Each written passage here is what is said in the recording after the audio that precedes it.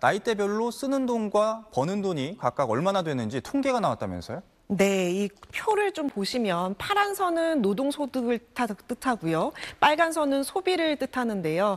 28세에 흑자 전환을 하고요. 45세에 소득이 정점을 찍고 61세에 다시 적자로 전환하는 모습입니다.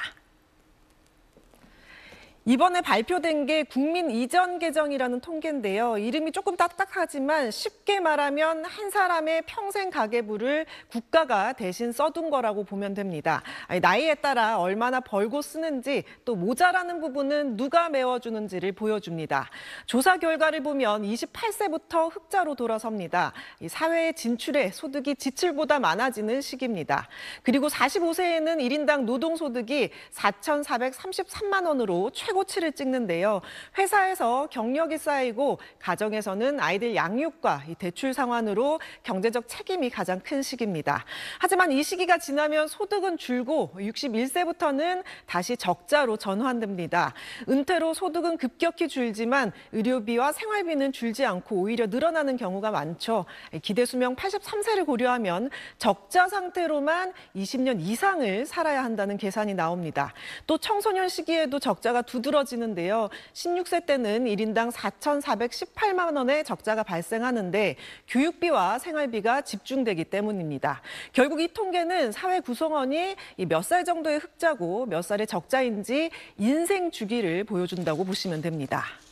네, 아까 그래프에서 보면 버는 돈보다 쓰는 돈이 더 많은 구간에선 누군가가 부양을 해주고 있다는 건데 그 부양 규모는 얼마나 되나요? 네, 일하는 이 노동 연령층이 지금 앞뒤 세대의 적자를 메워주는 구조로 나타났습니다.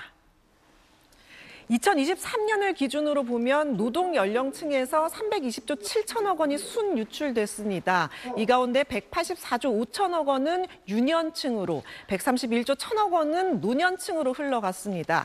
쉽게 말해 부모의 월급에서 아이 학원비와 등록금이 나가고 또 이 부모님 병원비와 생활비까지 빠져나간다는 얘기입니다. 그래서 한쪽으로 벌어서 이 양쪽으로 쓴다는 표현이 딱 들어맞습니다.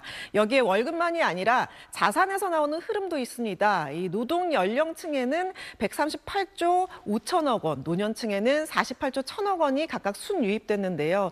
이건 다른 세대가 준 돈이 아니라 본인들이 모아둔 저축이나 연금, 예금이자 주식 배당 같은 자산 소득이 더해진 겁니다.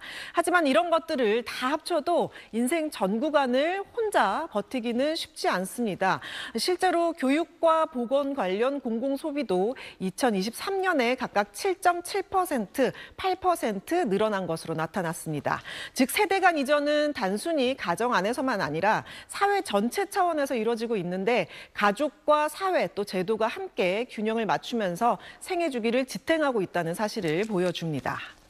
네, 결국 노년 세대의 지출 대비 수입이 줄어들수록 그리고 자녀 세대의 부양 여력이 떨어질수록 노인 빈곤이 더 심각해질 수밖에 없는 구조겠죠? 네, 이 노인 빈곤율이라 함은 노인 가운데 중위소득의 절반도 못 미치는 비율을 뜻하는데요. 한국의 노인 빈곤율은 약 40%로 OECD 중에서 최고 수준을 보였습니다. 경제 활동을 접고 이 적자로 전환하는 시점부터 소득이 급감하지만 공적 연금이나 사회 안전망이 충분히 받쳐주지 못하다 보니 빈곤 위험이 큽니다. 여기에 의료비 지출도 빠르게 증가하고 있는데요. 최근 통계에서는 국민 1인당 의료비가 400만 원을 돌파했고 불과 5년 만에 36% 늘었습니다.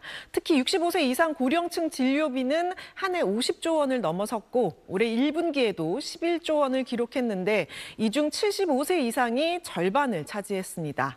고령화가 진행될수록 이 부담은 더 커질 수밖에 없습니다.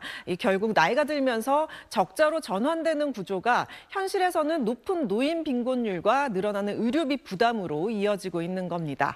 이번 이 국민 이전 계정 통계는 바로 이런 현실을 뒷받침해주는 자료라고 볼 수 있겠습니다.